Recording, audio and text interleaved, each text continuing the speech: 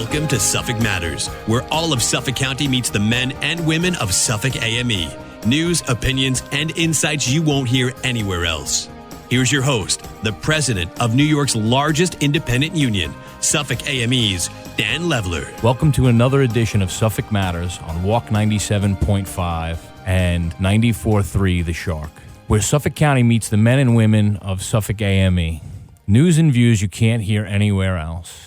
So my guest this morning is Assemblyman Steve Englebright.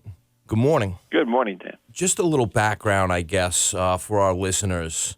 You know, we referenced that you're an assemblyman, but there's a lot more to that story. But, you know, just initially, you know, how long have you been serving in the assembly? Just under 30 years. That is quite a bit of amount of time to have gained a lot of experience. And you know, in your 30 years, you've seen a lot. But, you know, have you ever seen a year like 2020 so far? No. Yeah. No, this is an adverse standout.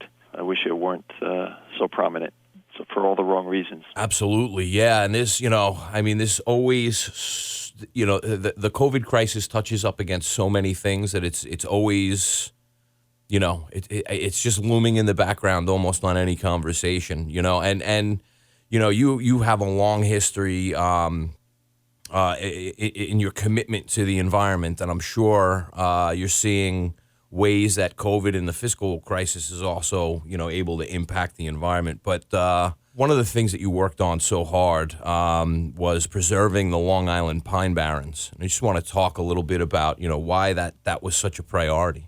Well, it's a priority because we are an island. It's a big island. It's easy to forget that we're not hydrologically connected to the mainland, but Right. We're not. We have, as a result of that, a total dependency upon water taken out of the permeable sands and gravels of our island. It's a sole source of drinking water, and drinking water is the number one limiting factor for our quality of life and, indeed, our individual health. So drinking water in the last pure source area, the forested interior, that was never violated with contamination, becomes a really big priority. It's our ace in the water hole, so to speak. It's our insurance policy that we'll always have pure water as a source that is financially achievable. Desalinating water is, I mean, there are other ways to get water, but appropriate way to do it, I believe, is to just not develop the groundwater recharge areas that remain pure and use those as a water supply source for present and future generations. Sure. So, you know, we have this sole source aquifer here on Long Island. We're constantly drawing out of that aquifer for all of our water needs. And, you know, some of that water comes back through rainwater. Some of that gets processed through, you know, sewage treatment, you know, cesspool or whatever else, and you know, trickles its way back down into the system. But, you know, you do run the risk of you know, if you don't have these preserved areas, like you say, uncontaminated areas, recharging the aquifers, you do run the risk. It's a sole source. If something gets in there that shouldn't be in there, it's going to be a big problem for the region. It's a big problem. You know, if you want to compare upstate reservoirs to our in-the-ground reservoir, our groundwater reservoir, if a accident occurs, a truck drives off the road and it spills toxic materials into an upstate reservoir, that would be a terrible thing. But it will cleanse itself by the replacement of water. Those reservoirs are fed by streams in a matter of a couple of years. If something like that happens, though, in a groundwater reservoir, the residence time of the contaminant is measured in thousands of years. Right. So we have a much more fragile, pure water source, and we need to protect it with that perspective in mind. Yeah, and again, when I say harmful to the region, I mean, you would almost not have a region if you didn't have a clean water source, a source that was viable for human consumption and for all the work that we use water for. It's the death of the region. It could be. So that's why when I entered into public service as an elected official, now almost 40 years ago, because I served just under 10 years in the county legislature before going to the state level. Right. I addressed this issue. I campaigned on it in my first campaign, and I addressed this issue and worked with my colleagues, and together we put this before the voters, argued the case, went through a process of public education, and the voters are pretty smart, and they said, yes, protect our water. Yeah, and that's an initiative that's still ongoing. Through processes like the Pine Barrens and the county executive, also very big on water quality in Suffolk County. And before we get into any of those initiatives, I'm wondering, do you have any new pieces of legislation that you've authored that you're looking to see, or hoping to see move forward? Two things immediately come to mind. Most recently, I had the privilege of working with our county officials and most particularly the district attorney, Tim Sini, to pass legislation to increase fines and thereby make it much less attractive to dump construction and demolition debris and contaminated truckloads of waste on Long Island. Some of that's been coming out from the urban core, New York City, and even beyond, because we've been an easy target. And District Attorney Sini, had worked very hard on trying to get ahead of this issue, and I had the privilege of working with him and sponsoring a bill consistent with what his grand jury had recommended on this topic. That's one thing. And I'd like to monitor, as he will be doing, monitor the progress of the enforcement of that. And we may need to tweak the enabling language that we did at the state level. But I think that's a really important initiative. And it ties back to public health.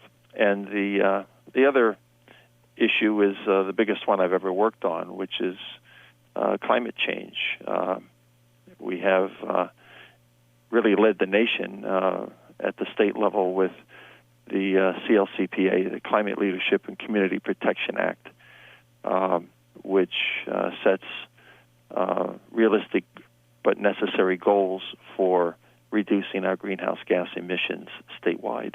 Sure, yeah, and so climate change has been discussed a lot, and the proponents of legislation that bring our greenhouse gas emissions down and try and set up safe and achievable goals for the future and how we're going to wean ourselves off of some of the things that have damaged our environment.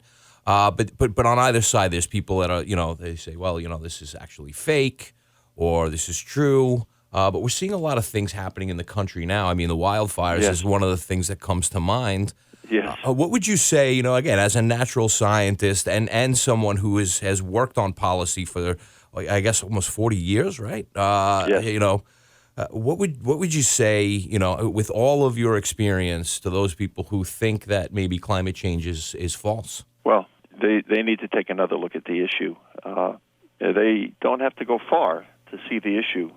This week, as you rightly point out, the effects of over 100 major fires in our western coast states has drifted smoke across the entire continent. And just look up at the sky as the sun goes down, and you'll see the effect of that particulate matter in the atmosphere. It's colored our otherwise normally orange or yellow sun red. Yeah. That's because of the particulate matter that's coming to us from California and Washington and Oregon that we've never seen before.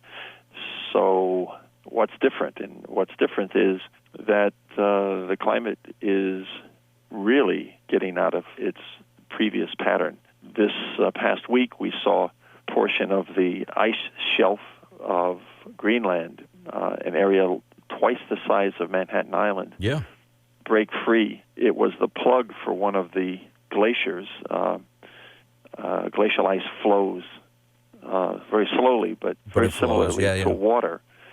So if you remove the plug, the ice within the glacier is freer to move toward the sea. If this process is really examined objectively, it's very clear that this is a relatively new, in terms of time, phenomenon. And just think about what will happen. I mean, if the ice, all of the ice in Greenland melts and goes into the global ocean, sea level will rise 24 feet. It will drown out Wall Street, the South Shore of Long Island. The Barrier Island will be underwater. Fire Island will disappear. Our harbors, Port Jefferson Harbor and so forth, will be severely flooded. So this is a non-trivial consideration. And what's causing it is a general consensus on that from the scientific community, that it is generated by greenhouse gases, gases that, when they enter into the atmosphere, retain heat. Let the light come in from the sun, but don't let the heat that it generates bounce back. And it heats up just like a greenhouse does, the whole Earth. We don't want to pass on an impossible hothouse to our next generation, so we need to act now. And so that's why at the state level, we have taken a position of really getting serious about this. I salute my colleagues, most particularly Todd Kaminsky in the Senate, who has championed this in that House. I'm the prime sponsor in the Assembly, but I've had dramatic support on this issue from many of my colleagues. And both sides of the aisle. This is not a partisan issue. This is an issue, though, that will determine the fate and future of our state and our nation. Sure, and there is that, I guess a tipping point, a point where which if we do not act, if we do not, reverse the course that we're on, or mitigate, where efforts after that tipping point will have little to no effect. So these decisions need to be made and enacted now. So that's why we set up the Climate Leadership and Community Protection Act, set goals, and have a well-developed mechanism for decision-making that includes a climate advisory panel.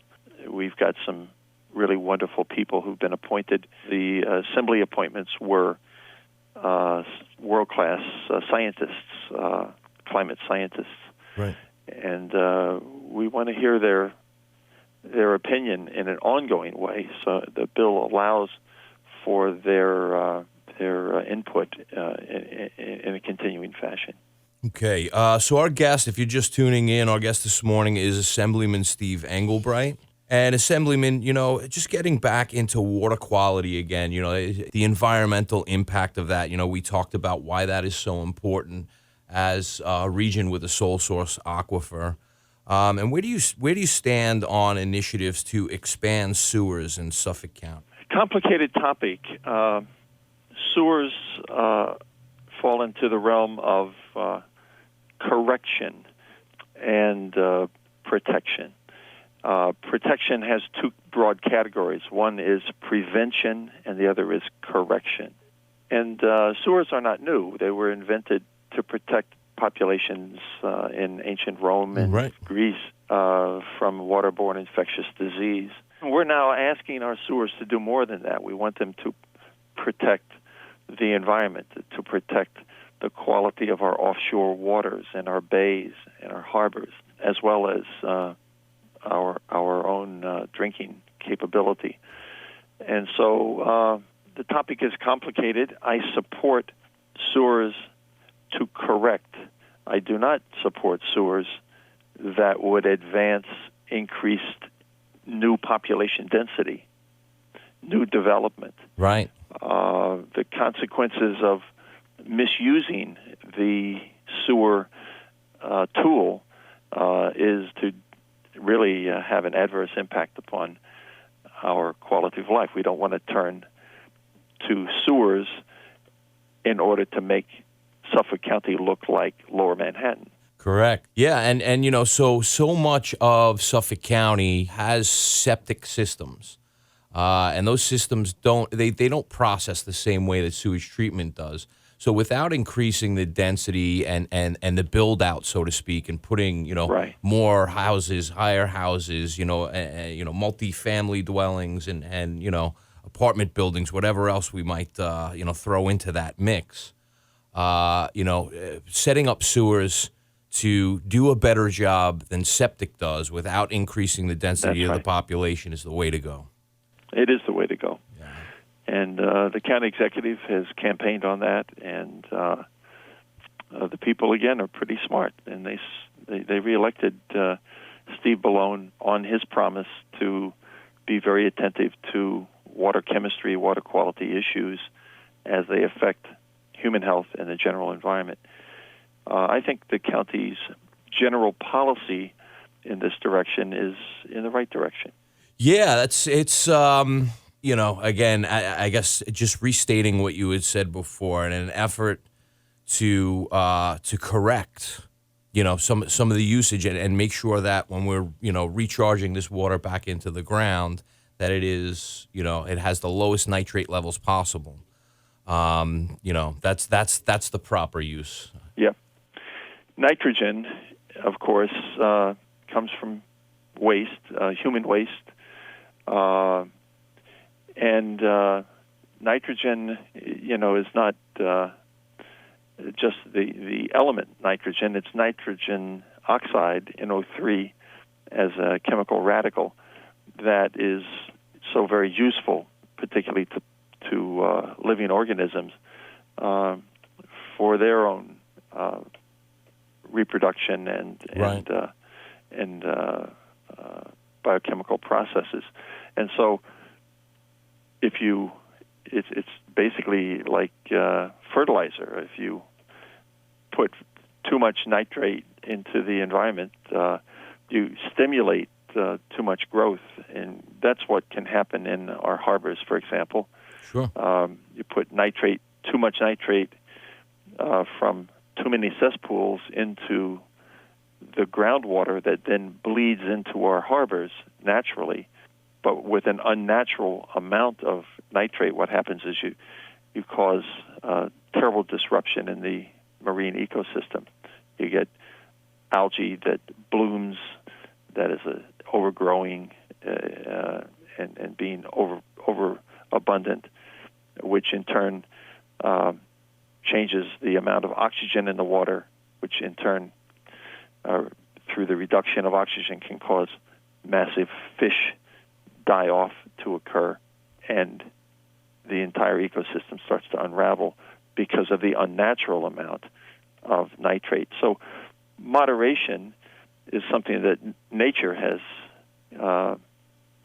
taught us, and we should attempt to be a part of nature rather than to use engineering devices such as sewers, which are necessary and useful, right, but don't overuse them and try to overcome nature. And just remember that nature really has the last word every time. Yeah, it sure will, And again, that ties us back into, the climate change stuff and everything else. And, very early on, we talked about how COVID touches up against so many things, right? And, yeah. and specifically, the revenue impact that's had. And a lot of the things that we've been talking about today, they have a revenue component. And in Suffolk County, some efforts were made to mitigate some of the revenue shortfalls that COVID created, and the predominant piece of that being sales tax. The everyday citizen was able to get the stuff they had to get by. They were able to get groceries, and again, with varying degree of, the supply and demand was a little wonky, especially in the beginning. But the want to stuff. I want to go to a restaurant. I want to go, out to the bar, or like that stuff. It had to be halted, and it was right and it was necessary. And I constantly say, with COVID, we have to prioritize human life. but it did have a financial impact. It's still having that impact. Sure. It's having a devastating impact. And let me just take a moment here. We're talking basically about what is going to be an ongoing disruption for at least another year or so. Sure.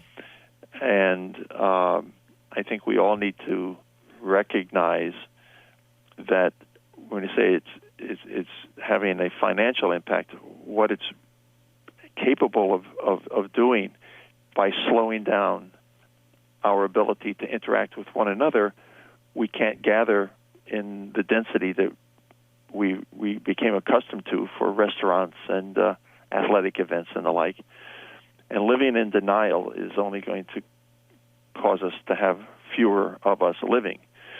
So we've really got to listen to the science and do social distancing, wear masks, hope that we can have a vaccine as soon as possible, and keep our eye on what we really are trying to do when we have children. We're getting ready to pass our civilization and our society on to the next generation.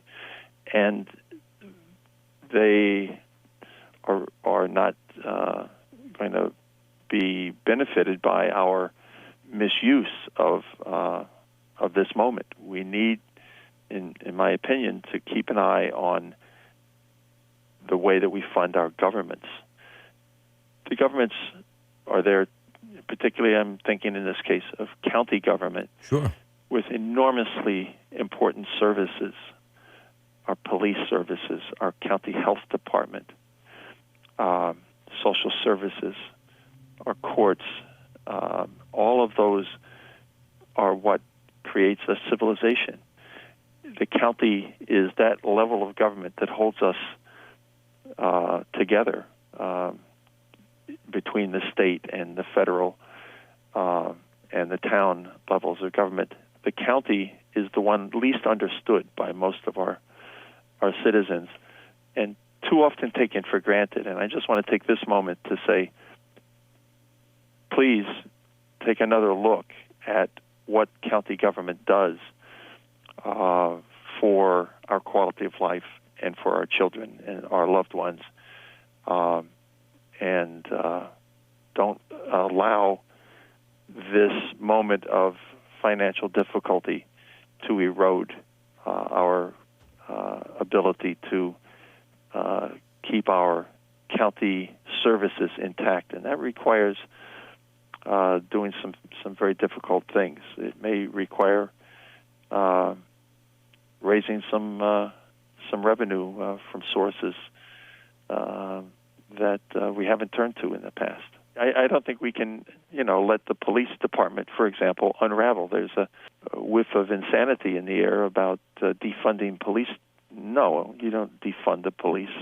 They protect us. Right. They, as all of our county employees are heroes. They put themselves on the line. All of our county employees Sure. put themselves on the line every day and make it possible for us to have the confidence that our families are safe. And there is a big support system behind the police department. You say police department, you think, you picture the cop in the car, out on the road.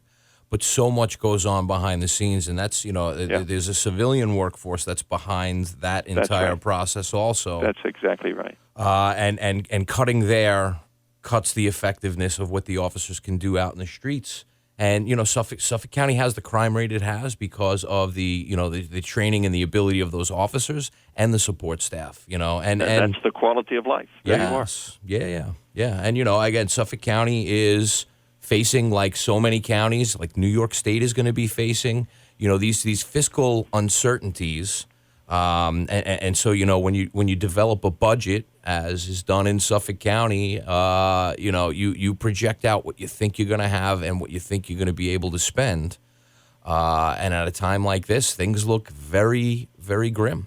They do. They look grim at all levels. I had the privilege of speaking with Governor Cuomo just a couple of days ago, and he's monitoring the revenues at the state level just as effectively as our local county executives and county officials are doing in both Nassau and Suffolk. And as you say, I mean, it's a perilous time. The budgets matter because the budgets are used to provide the persons who serve us, protect our loved ones, and without them, we might as well be living in a cave. Right. We have a civilization. We call it a quality of life. We call it a state, a nation, and a county. And those levels of government are purposeful, and we created them to serve our needs. Those needs are still there, and we've got to find a way to make sure that we don't do something short-sighted this time of crisis by allowing massive layoffs or people to be fired. That's something that we have to avoid. I think the governor is very focused on that. I'm sure from my conversations with my own county legislator, Kara Hahn, and others, her very high-quality public servants at the county level, that everyone is trying to avoid that. Yeah, it is important. And, you reference not seeing a reduction in the services that people need. And it's, obviously something very important to me in my role, and something that I understand, when you say that, folks can misunderstand the role of county government. I have a day-to-day saturation of what county government is and why it's so important to the region. But we're seeing an uptick in the need for services. So, reducing the people who can provide those services at a time that the need is expanding, and it's difficult, and again, as we discuss this concept, we also know, the revenue is the revenue. It's finite.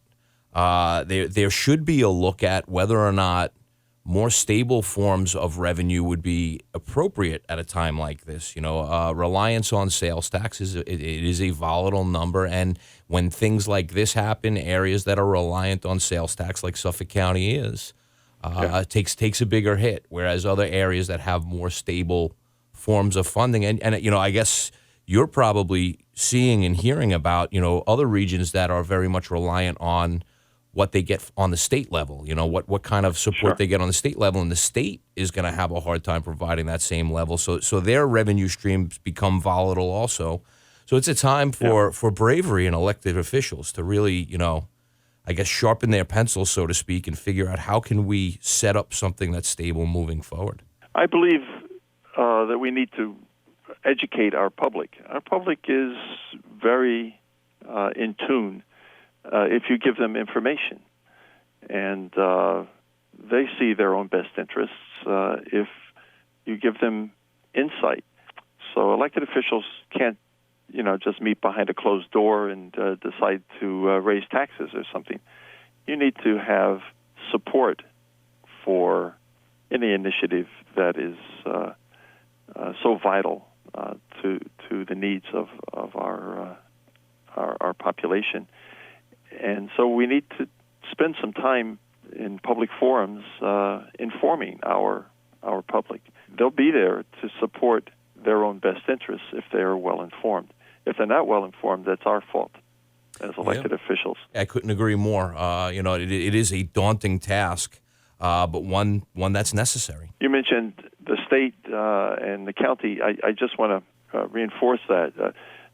The two units of government that are primarily dependent upon sales tax are state and county. Sure. There are other forms of primary revenue that support other levels of government, but the state and the county are very similar in that regard. And the counties are really an extension of the role that the state plays. The state Department of Environmental Conservation or the state health department enter into contracts with the local agencies within our counties to carry out state policy. So the state should not abandon the county. I agree. We've got to go through this from time to time and just remind people in state government that you can't start cutting back on funds for county level services because you're cutting back on what is your mission at the state level, because the county is, for all practical purposes, a local echo or reflection of what the state policies are. Yes, and I think that's very well said, and the perfect point in our conversation to call it quits for the day. Our guest this morning was Assemblyman Steve Englebright. Thank you for joining us. Thank you, Dan. And to our listeners, we'll speak to you next week. We'll speak to you next week. We'll speak to you next week. We'll speak to you next week.